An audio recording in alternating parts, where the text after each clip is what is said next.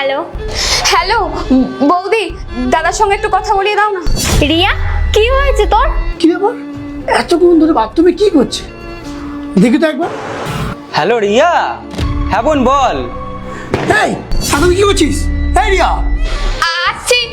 রিয়া, হ্যাঁ শুনতে পাচ্ছিস? হ্যাঁ আমি তোকে যে কাজটা দিই তুই সেটা মন দিয়ে করিস না, কত নাটক করছিস। চুপচাপ কাজ কর, নাহলে না তোকে দাঁড়া। দাদা, বৌদি, তোর এত বড় সাহস, তুই আমার বোনের গায়ে হাত দিচ্ছিস?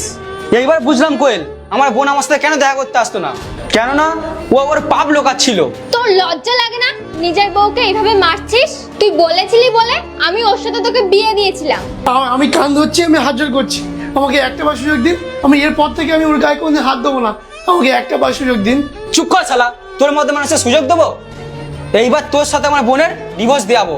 তুই চিন্তা করিস না বোন, আজকের পর থেকে না তোর আর কেউ ডিস্টার্ব করবে না, আর তুই আমাদের সাথে থাকবি। আর তুই শোন, যেই পুরুষ মেয়েদের গায়ে হাত দিয়ে নিজেকে মহান ভাবে, সে আসলে একটা কাপুরুষ।